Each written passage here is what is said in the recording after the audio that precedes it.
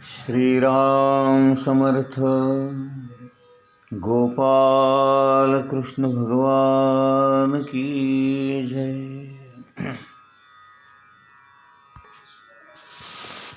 भक्ती कशी असावी तर भक्तीमध्ये अनन्यता असावी, भक्तीमध्ये प्रेम असावं. कुठल्याही कर्माचा प्रारंभ करताना आपण सकाम कर्मच करत असतो. कारण कोणतंही काम करताना त्याच्यापासून मला काय मिळणार, माझा काय फायदा होणार, मला काय लाभ होणार, याचं काय फळ मिळणार, याचा आपण अगोदर विचार करून मगच ते कर्म करायचं की नाही हे ठरवतो. ज्याप्रमाणे आपण एखाद्या ठिकाणी नोकरीसाठी अर्ज करतो, इंटरव्ह्यू देतो आणि आपलं सिलेक्शन झाल्यानंतर आपण अगोदर त्यांना विचारतो की पगार किती देणार, आणि तो जर आपल्या अपेक्षे इतका असेल तरच आपण ती नोकरी काम करण्यासाठी योग्य आहे असं समजतो. नाहीतर आपण दुसरीकडे प्रयत्न करतो. म्हणजे नोकरी करण्याच्या अगोदरच किंवा ते काम सुरू करण्याच्या अगोदरच आपण पगार किती हे विचारलेलं असतं. म्हणजे आपण अगोदर मनामध्ये काहीतरी कामना, काहीतरी अपेक्षा, काहीतरी हेतू मनात ठेवूनच आपण कर्म करायचं ठरवतो. आणि जर आपला हेतू पूर्ण होत असतील, आपला अपेक्षा पूर्ण होत असतील तर आपण ते काम करतो. अन्यथा आपण ते काम टाळतो किंवा दुसरीकडे जातो. म्हणून ज्ञानेश्वर महाराज काय म्हणतात, हरकत नाही जरी कर्माचा प्रारंभ सकाम कर्म करण्यामध्ये झाला तरी शेवट मात्र निष्काम कर्मामध्येच झाला पाहिजे. किंवा नैष्कर्म्य सिद्धी आपल्याला प्राप्त झाली पाहिजे. किंवा ज्ञानप्रधान अवस्थेमध्ये आपण संन्यासी असल्याप्रमाणे निरपेक्ष झालं पाहिजे. दुसरी एक गोष्ट ज्ञानेश्वर महाराज सांगतायत की भक्तीचा प्रारंभ जरी मूर्तीपूजनाने किंवा प्रतिमा पूजनाने झाला, किंवा आपल्याला काही अडचणी आल्या, काही कठीण प्रसंग आले, काहीतरी दुःखद घटना घडली आणि म्हणून आर्त स्थितीमध्ये जरी आपण भक्तीची सुरुवात केली तरी तिचा शेवट मात्र ज्ञानी भक्तीमध्येच व्हावा. शिवो भूत्वा शिवम यजेत, हे त्याचं मर्म ज्ञानेश्वर महाराज सांगतात. म्हणजे काय, शिवो भूत्वा नाही का, शिवम यजेत, आपण शिव होऊनच त्या शिवाला भजायचं आहे, शिव होऊनच त्या शिवाची प्राप्ती करायची आहे, नाही का. ज्ञानेश्वर महाराजांना आवडणारी अशी ही भक्ती आहे. कारण खुद्द गीतेमध्ये सुद्धा जी उत्कृष्ट भक्ती म्हणून सांगितलेली आहे ती सगळीकडे ज्ञानी भक्तीच सांगितलेली आहे. गीतेच्या 7व्या अध्यायामध्ये भक्तांचे 4 प्रकार त्यांनी दाखवलेले आहेत. आर्त, अर्थार्थी, जिज्ञासू आणि ज्ञानी असे 4 प्रकारचे भक्त या 4 प्रकारांनी भक्ती करत असतात असं त्यांनी सांगितलेलं आहे. आणि त्या अध्यायाच्या वेळेला आपण हे सविस्तर पाहूया. आता फक्त मी नुसता उल्लेख केला. त्यानंतर उदाराः सर्व एवैते, म्हणजे जे उदार आहेत तेच उत्कृष्ट आहेत असं भगवंत म्हणतात. भगवान लगेच पुढं म्हणतात, ज्ञानी त्वाम ऐव मे मतम. जो ज्ञानी आहे तोच माझा आत्मा आहे. आणि 18व्या अध्यायामध्ये ते आपली भक्ती पराभक्ती म्हणून सांगतात. पराभक्तीसुद्धा ही ज्ञानोत्तरच भक्ती आहे. ज्ञान प्राप्त झाल्यानंतर आपण जी भक्ती करतो त्याला ज्ञानोत्तर भक्ती म्हणतात. ज्ञानेश्वर महाराज सुद्धा याच ज्ञानोत्तर भक्ती संबंधी ज्ञानेश्वरीमध्ये लिहितात. या ज्ञानोत्तर भक्तीला त्यांनी अव्यभिचारी भक्ती किंवा गुरवी भक्ती किंवा अनन्य भावाने केलेली भक्ती या नावाने सुद्धा संबोधन केलेलं आहे. ज्ञानेश्वर महाराज भक्तीसाठी अद्वैत ज्ञान ही बैठक मानतात. तुकाराम महाराज सुद्धा म्हणतात, पावावया उपासना ब्रह्मस्थानी प्रस्थान. ज्ञानेश्वर महाराज भक्तीला ज्ञानाची बैठक का आवश्यक आहे यासाठी म्हणतात, म्हणून मद्रूप न होता भक्तीचा लाग आहे काय. म्हणजे माझ्या रूपाशी जर तुम्ही एकरूप झाला नाहीत, माझ्याशी जर एकचित्त झाला नाहीत तर भक्ती कशी काय घडेल.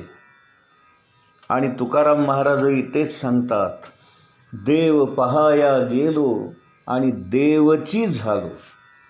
आधी आपल्याला देव व्हावं लागतं, तेव्हा आपल्याला देव कळतो. समुद्राहून वेगळी असती तर गंगा समुद्राला मिळेल कशी. त्याचप्रमाणे जे माझ्याहून वेगळे आहेत त्यांना माझा आनंद मिळणार कसा, नाही का.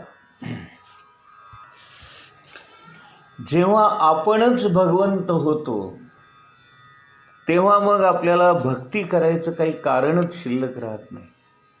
कारण मीच माझी पूजा कशी काय करणार, मीच मला कसा काय पाहणार, मीच मला कुठे शोधणार, नाही का. तोच जर झाला तर त्याचा भोग कसा घडेल. यावर ज्ञानेश्वर महाराज म्हणतात, सूर्यच सूर्याला कधी पाहू शकेल का, नाही का. सूर्यच सूर्याचा प्रकाश प्रत्यक्षामध्ये पाहू शकेल का, नाही का. शब्दाने जरी उच्चार होत नाही का, नाही का. उलट जर स्वतः राजा झाला नाही तर तो राजेपणाचा भोग कसा काय भोगू शकेल. त्याप्रमाणे देव म्हणतात, मी जो झाला नाही त्याला मी आहेच कुठे, मग तो माझी भक्ती करील यात काय अर्थ राहणार. देव देऊळ परिवारू की जे कोरोनी डोंगरू, तैसा भक्तीचा व्यवहारू का न व्हावा, असं ज्ञानेश्वर महाराज म्हणतात. ते म्हणतात, एकाच डोंगरामध्ये एकाच दगडामध्ये कोरून त्याच्यापासून मूर्ती बनवतात, देऊळ बनवतात, त्याचं शिखर बनवतात, त्याच्या पायऱ्या बनवतात, त्याचं खांब बनवतात. हे सगळं जर एकाच दगडातून घडतं, मग एकाच ज्ञानामध्ये हा सेव्य आणि सेवकपणाचा व्यवहार का बरे करता येणार नाही, नाही का.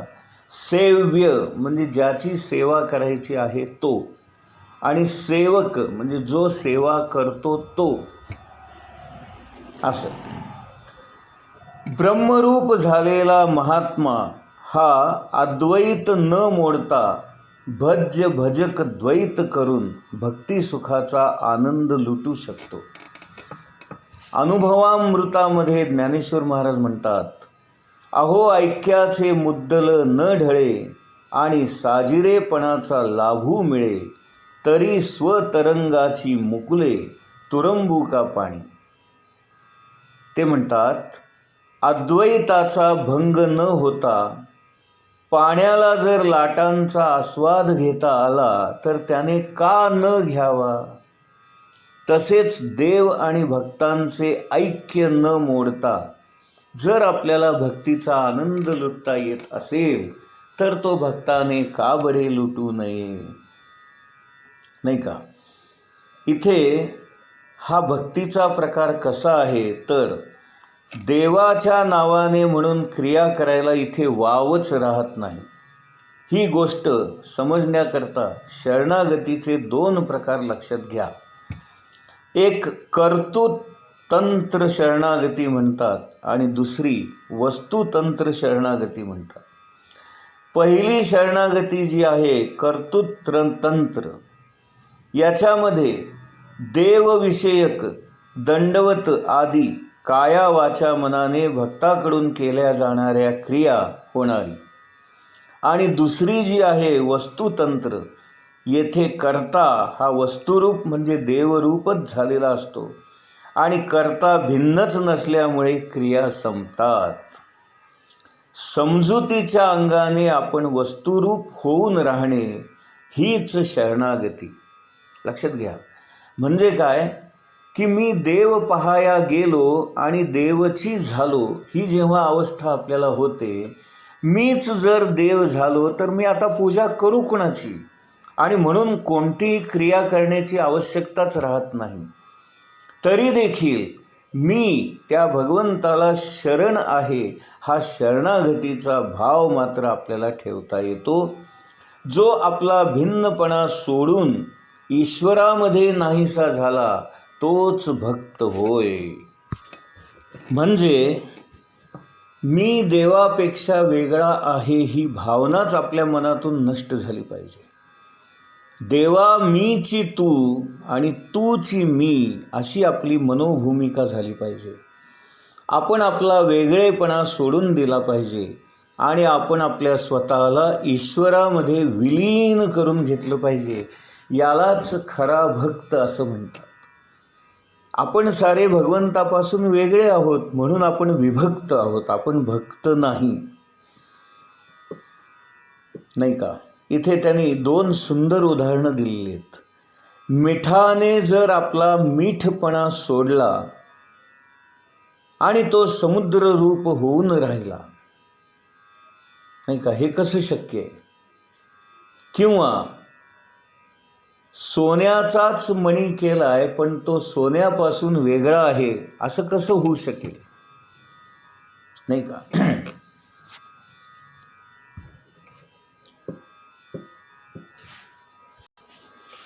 ज्ञानेश्वर महाराज पुढे म्हणतात, या ज्ञानभक्ती सहज भक्त एकवटला मज. अशा स्थितीमध्ये संघाताकडून म्हणजे शरीराच्या सर्व इंद्रियांकडून जे काही घडेल ती भक्तीच होणार. कारण समुद्रामध्ये येणाऱ्या लाटा या 3ही काळी, कालही, आजही आणि उद्याही समुद्राशी एकरूपच झालेल्या असतात. लाटा या जरी वेगळ्या दिसत असल्या तरी पाण्यापासून त्या वेगळ्या नाहीत. किंबहुना उसळलेल्या पाण्याला आपण लाटा म्हणून शब्द वापरतो. लाटा नावाचं असं काही तिथं दुसरं काही नसतं, ते पाणीच असतं. ते जेव्हा खाली बसतं तेव्हा त्याला आपण समुद्राचं पाणी म्हणतो आणि ते जेव्हा वर उसळतं तेव्हा आपण त्याला लाटा म्हणतो. मग लाटा या समुद्राच्या पाण्यापासून वेगळ्या आहेत का? तसं भक्त हा भगवंतापासून वेगळा कसा होईल? भक्त याचा अर्थच एकरूप झालेला. जर तो वेगळा असेल तर तो भक्त नाही, तो विभक्त आहे. मग त्याचप्रमाणे भक्त हा जेव्हा भगवंताशी एकरूप पावतो त्या अवस्थेमध्ये तो भगवंताशी विलीन होतो आणि तो भगवंताला कधीच सोडत नाही. त्यामुळे तो जे काही बोलेल ते स्तवनच होते, जे काही करेल ती पूजाच होते. यत् कर्म करोमि तत् तत् अखिलम शंभो तव आराधनम, असं याचं होतं. तो जे जे काही कर्म करतो ते त्या अखिल शंभोची आराधना म्हणजे पूजाच घडली जाते. तो जे काही करतो ती देवाची भक्तीच होते, नाही का. आता याच्यासाठी एक उदाहरण ज्ञानेश्वर महाराजांनी दिलं आहे की एखादा माणूस नोकरीतून रिटायर्ड झाल्यानंतर त्याला पेन्शन मिळतं. पेन्शन म्हणजे एक प्रकारचा पगारच आहे तो. म्हणजे निवृत्त झाल्यानंतर किंवा रिटायर झाल्यानंतर जरी तो पेन्शन घेत असला पण प्रत्यक्षामध्ये तो ऑफिसमध्ये जाऊन काम करत नाही, परंतु काम करत नसला तरी त्याची नोकरी सुरूच आहे असं मानून त्याला पगार दिला जातो. त्यालाच पेन्शन असं म्हणतो. पेन्शन याचा अर्थ काय, तो प्रत्यक्षात आता काहीच काम करत नाही आहे, पण तो काम करतो आहे असं समजून, त्याची नोकरी सुरू आहे असं समजून त्याला आपण पगार देतो, त्याला पेन्शन म्हणतात. आणि मग अशा अवस्थेत त्यांनी जरी जाऊन काम केलं तर बिघडलं कुठं, उलट आनंदच आहे की. म्हणजे काम न करता जरी त्याला पेन्शन मिळत असली आणि जर त्याला वाटलं बाबा आपण काहीतरी जाऊन ऑफिसमध्ये काम करावं तर हरकत काय. म्हणजे भक्त जेव्हा भगवंतामध्ये विलीन होतो तेव्हा त्याला भगवंताचं काहीही करायचं, पूजा करायचं वगैरे शिल्लकच राहत नाही. कोणतंही कर्म करण्याची आवश्यकताच नाही. पण जरी समजा त्याच्या मनामध्ये आपण काही कर्म करावं असं वाटलं तर त्यात वाईट काय, उलट चांगलंच आहे. त्याने कर्म केलं तरी आनंद आहे, नाही केलं तरी आनंद आहे. आणि यालाच ज्ञानी भक्ती असं म्हणतात किंवा ज्ञानोत्तर भक्ती असं म्हणतात, ज्याच्यामध्ये कर्मच नाहीसं होतं. गोपाल कृष्ण भगवान की जय.